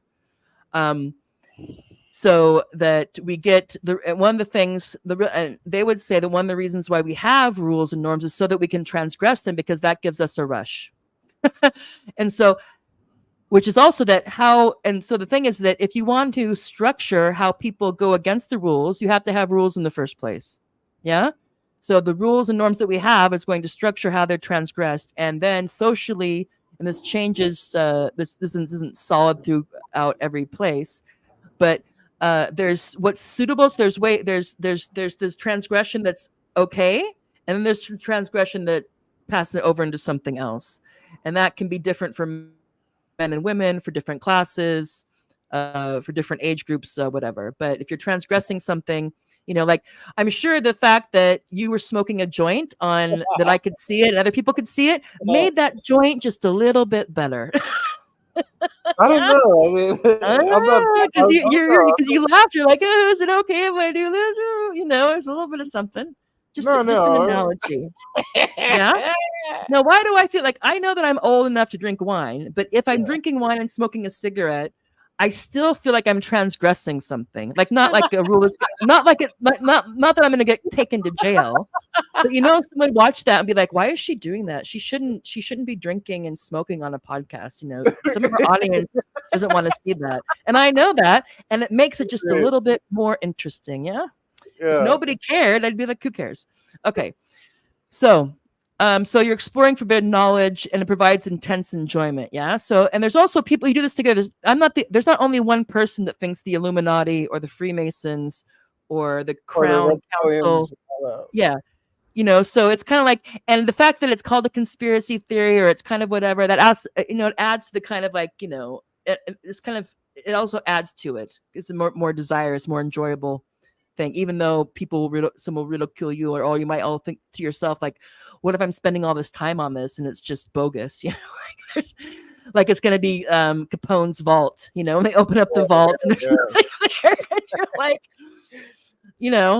there was something there, your desire was there, and as soon as the door was open, your desire for that disappeared instantly, and then you're left lacking again. Okay.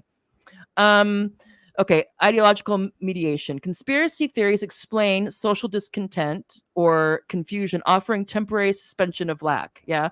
So this is the idea like why. So again, we'll use the Ukraine war example. Like, so we're being told one thing, we don't think it's it. So what's going on here? Why is the U.S. and Western countries so gung ho on going to the last Ukrainians dead, and then maybe throwing talking about drafts now and all this stuff. So we have the idea like, okay, there's somebody else, there's something else pulling the strings. There's something.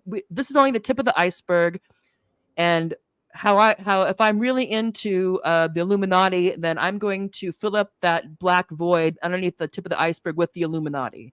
Yeah. And I have the idea that if you just get enough, or if you have enough whistleblowers or enough whatever it is, enough YouTube videos, somehow it's all going to fall together. And you have this idea, and you're so busy trying to find out and piece it together that you don't realize that process in and of itself is what's enjoyable to you. And that the worst thing that could happen for that, unconsciously, the worst thing would be to find out for sure. The best thing is to never really know. Either way, that's the best thing in this scenario, because it's going to keep on, this keeps on working. Okay. Is that the last one? Oh, okay. Yeah. See? So Now, if we go back really quick before Tony falls asleep, because I like to put a bow on it, people. I skipped some stuff because he was going to leave me. We'll come back. We'll do it. We'll do it again. Dude, this is just a theory, man. Let me go back to my thing. Oh, look, yeah, you can't handle the truth.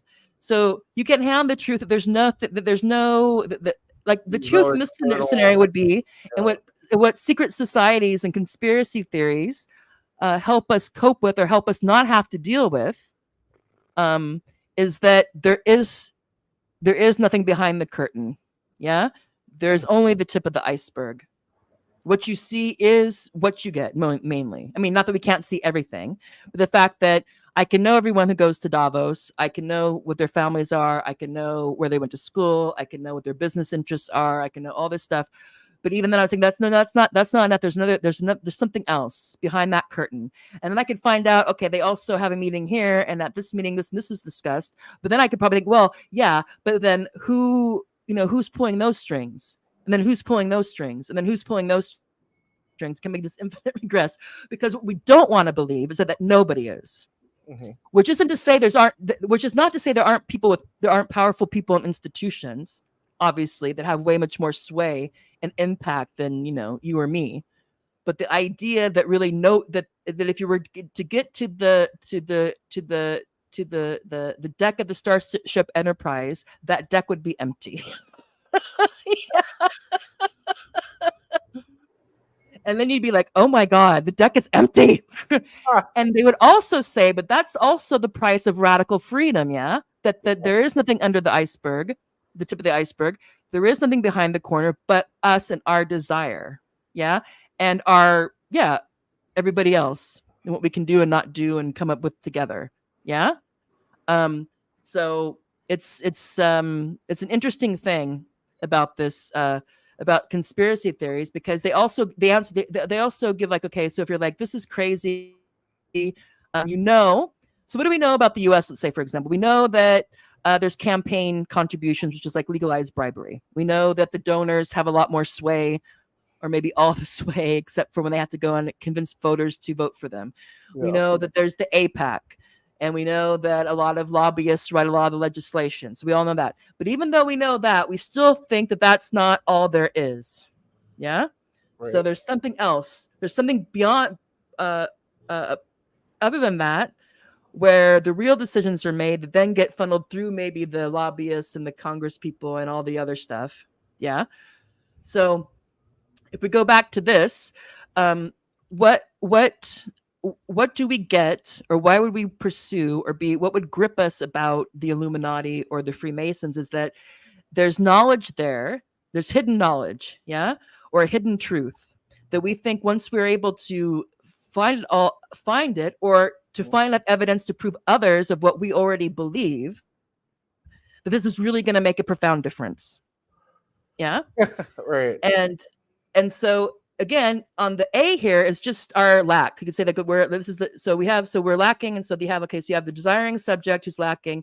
You have this here, and then how am I going to get to the secret truth, or how am I going to get to the evidence of the truth I already believe, is structured by secret societies, Illuminati, Freemasons, Area 41, lizard people, Xanu, whatever it is. The market, the free hand of the market also. Yeah. Yeah.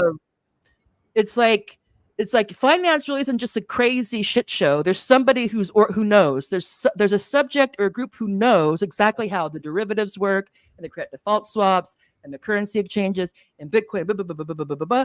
And yeah, there's a lot of people doing things who know a little bit, but is there some entity or organization that really knows how it all works and knows enough to be able to pull the levers? I think that even though we don't like those people and think they're bastards, we want them to be there. What would be terrible is if we get to that room and there's nobody in it. Now, and would we believe it? If I was really convinced, if I didn't just dabble in these things for entertainment, because I kind of, if I totally didn't think it was, and this is to be honest with myself, if I totally thought that the Illuminati and the Freemasons and all that stuff was totally impossible, I wouldn't bother ever watching anything about it. Yeah. Now, part of me is like, I know that Michael is entertainment. It's interesting to see how, but you're like, well, maybe, I don't know. It could be. Yeah. I don't know.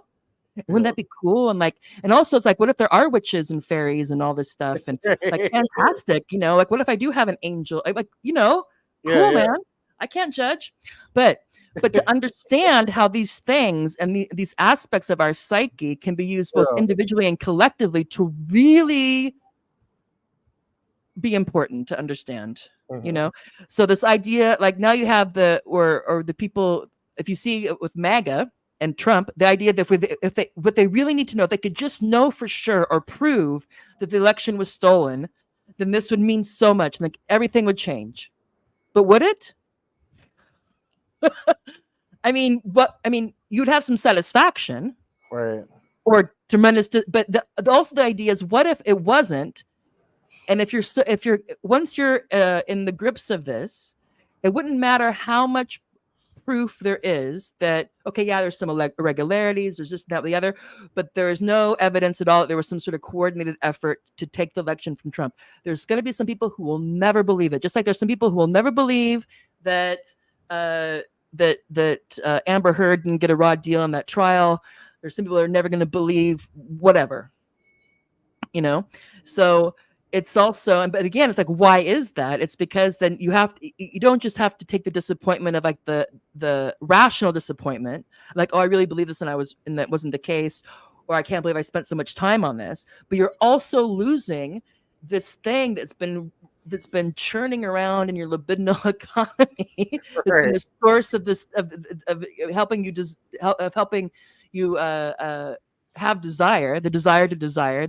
We desire itself. Again, the process, the thing. And we think consciously, oh, it's really about going to Europe, or it's really about getting that grade, or it's really about getting that job, or it's really about making sure that whoever isn't elected.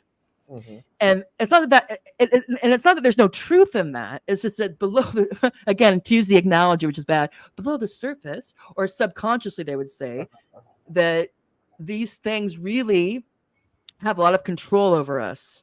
And that one of the things that psychoanalysis does at an individual level and ideological critique tries to do at a social level is to get us to be more aware of it. Because we're not going to be, we can't get rid of this. We need to be, always going to be desiring subjects. We need to have object cause of desire. We need to have a structure of it, or that's, but it's like how much control or how much freedom we have to choose how our desire is structured, you could say, perhaps. How we're going to be, what carrots and sticks are going to be there is a question that I guess would be how maybe they would phrase the question of freedom. How'd I do, Tony? Are you still awake? Yeah, no. Yeah, you're right. You still going to go to Europe? Oh, of course. Of course. I mean, I would love to. I love the whole thing got going on. You got the candle in the background. You got you have my Buddha right there. You have my Frida Kahlo painting, and dig it. Yeah. Dig it. That's your objects of desire. That's right. No. Yeah. And go ahead. Oh no, I think the more I was thinking about this earlier today about how because I was watching this YouTube video on this guy had did like these calculations on which era of like professional basketball was like the toughest, right? Mm-hmm. And he was using like different commercials to like signify the change in decades.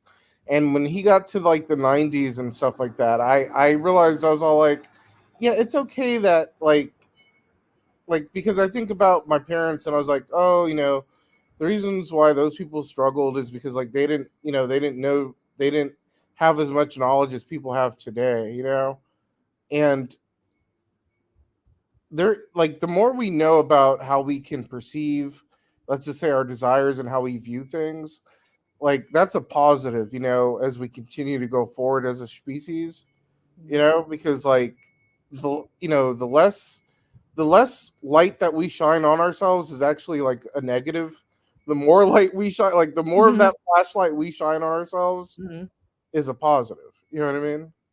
But there you go again. See, you're already getting your desire going. And the idea that there's a certain space and there's certain parts of it that are lit. And so what motivates your desire is, I got to light that part that's not lit. And then once that's all lit, then what? And I'm not saying it's a bad thing to do. I'm not saying it's a bad thing to do. I just no. But you're right. I hear you. But it's just like, I definitely think in regards to, this and learning about this is like, the more we learn about stuff like this, and I am showing like what I guess my intrinsic. Look, I roused you, Tony. You're awake again. Hey! I piqued your desire. Yes. I know my eyes are mimicking the Buddhas right now. I mean, I got two slits right now. But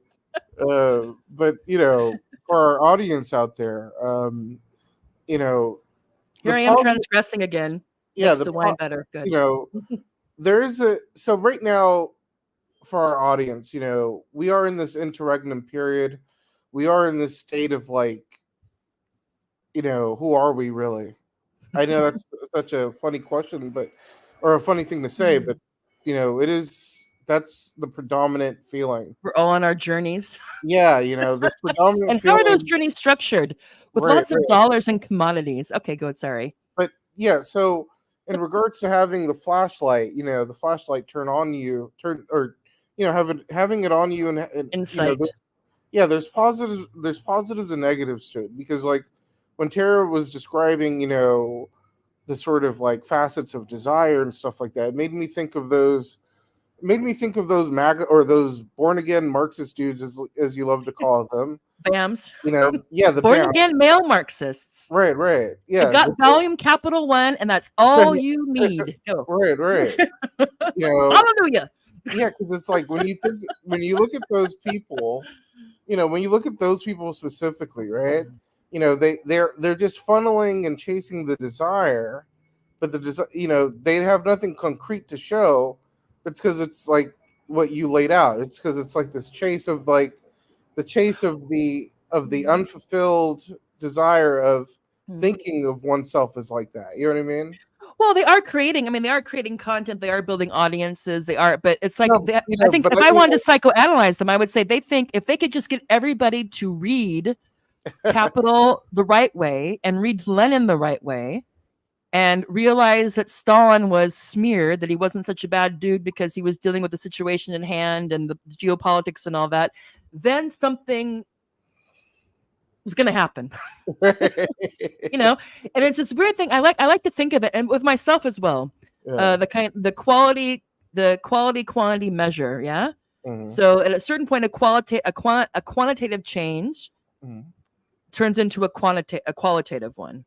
And I think a lot of us think this. Yeah. So a lot of us also think, and again, to use an example of Israel-Palestine, those of us who are going crazy with people who still are talking like IDF propagandists, even at this point, and we'll lie to ourselves. I think we're lying to ourselves. They just don't know. If people just had better information, or if they had more information, or the right kind of information. It's again this, and also that motivates intellectual desire, like an MFer. Yeah, I mean, I really know that if I just do the right podcast, or I get the right paper right, or I do this type of thing, that somehow at some point, it's this idea that. But again, it's not right or wrong necessarily. I mean, it can get pathological, both individually and culturally, if it gets too, out of whack. Or so, maybe to put the whole country on the couch, or the whole the West, or whatever it is. But I think that's what it is. This idea, like and you see it in their tweets sometimes. Can people please just actually read Lenin and Stalin and Marx? And I'm all for that. I'm like, read all you want. The thing is, we have to realize that in and of itself isn't going to change a thing. Right. Really. I think. And it's like, so you can have the information. Everybody could read Lenin. Let's say that we wake up tomorrow and every adult on earth has read and understood Lenin in the quote unquote right way. Then what? I mean, and I'm not saying it wouldn't be a good thing. I'm just saying that in of itself, it's like, okay, or is that going to change how education works?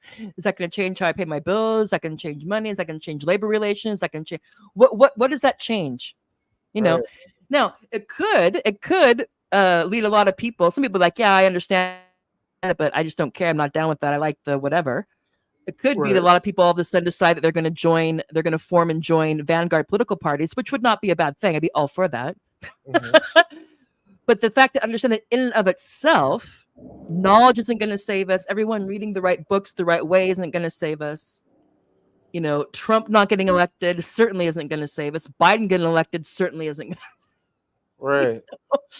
to be but we get invested in these things, yeah.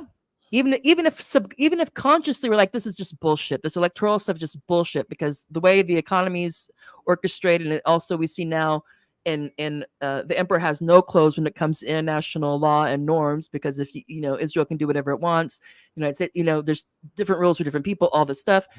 But it's like, even though I'm still going to be like, oh, what's the poll and who's going to win and what did Trump say and did Biden crap his pants again? It's like I'm still somehow enrolled in it, enveloped in this, even though I know consciously that it's just bullshit and the distraction and part of the problem. Again, because us humans are odd, but we're invited to also we're invited or encouraged to give this electoral politics as they currently are a tremendous amount of significance. And it's not that it doesn't matter, but Trump or Biden, is that really going to matter? I don't know, Tony. Oh my God, this is a lot. It's been a long time since I thought about this stuff. But yeah. So I hope those who watch this later, who watch this now, they got something of it, because the Lacanian terms can be that like, whoa. And I wouldn't suggest reading him because he's a mess, but you could read other people. And if anybody's no, he wrote on purpose to be inscrutable. Most of his stuff was lectures. So he would talk.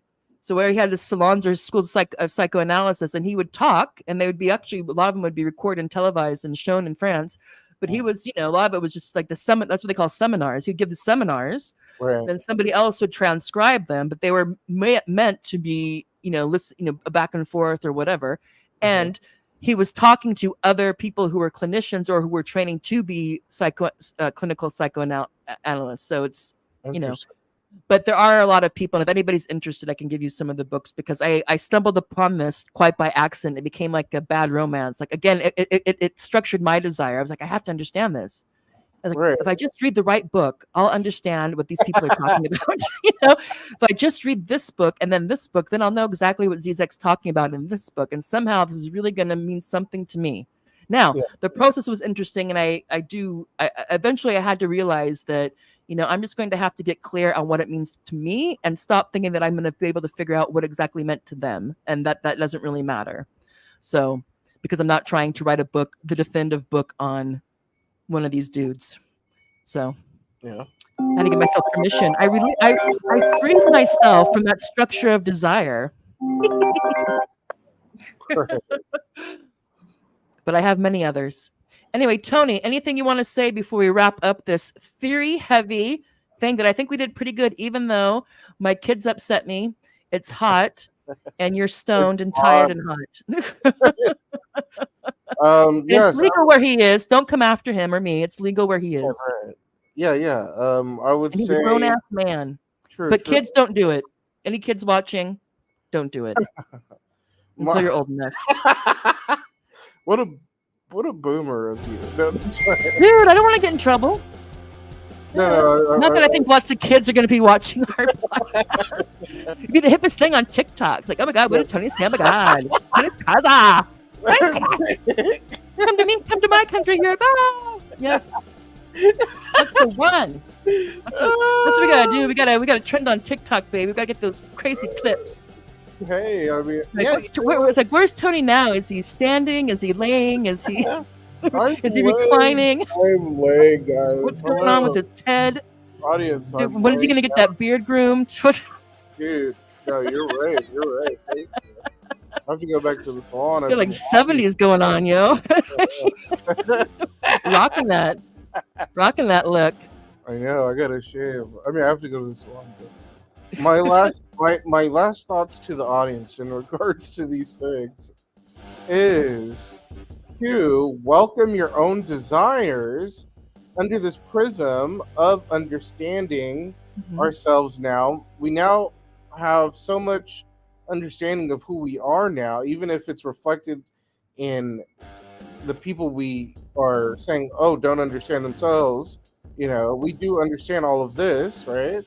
So it's Mhm. like, okay, guys, like just try to live your best within. Well, and just to stop you for just a second, one of the things that I don't know if it's, I think Lacan said is that to try to encourage people to take responsibility for their own desire, which is Yeah. another way of saying what you just said. To try to take responsibility for your own desire, which is your structured desire, your objet petit as, or to have at least a better understanding of what motivates it. So if you find yourself, I mean, yeah, so it's just a level of self-awareness and social awareness. Mhm. But again, we can't get rid of them. And if we did get rid of them, then we would be like, I don't know what we'd be like, some sort of I don't know, not things would be boring. Mhm. So you're gonna but you're still gonna you're gonna think about your desires differently now, Tony. Well, no, I know what my desires are, and I'm comfortable with my desires. I Yeah. love my desires. There you go. Well, there you go. Okay, Tony's free. Yeah, If yeah. you can choose which desires are going to constrain you, yeah. Again, and it's not. I can't remember who it was, but someone had that definition of freedom: is that freedom is choosing your own constraints, That's which in a way would also be choosing, because we're obviously constrained by what we desire and how Right, we yeah. desire it. yeah. Yeah. Anyway, look at us. All right, Tony, go forth and I'm gonna take a nice nap. take a nice nap. That's right. Yay. Okay, love you, Tony. See you next time. You have a beautiful evening. You as well. Bye. All right. So that's another episode of Morbid Symptoms Podcast, a fairly theoretical one, but hopefully accessible. And I did put the slides up for anybody who wants to take a closer look. Anyway, so we were looking at conspiracy theories, hidden hands and plans, or hidden fears and desires. And we'll probably have to return to this topic specifically because this episode was taken up a lot more with the psychoanalytic theory than I anticipated. But it was fun. So, well, something to build on. Anyway, try if you can to take responsibility, to understand and take responsibility for your own desire. See you next time, everyone.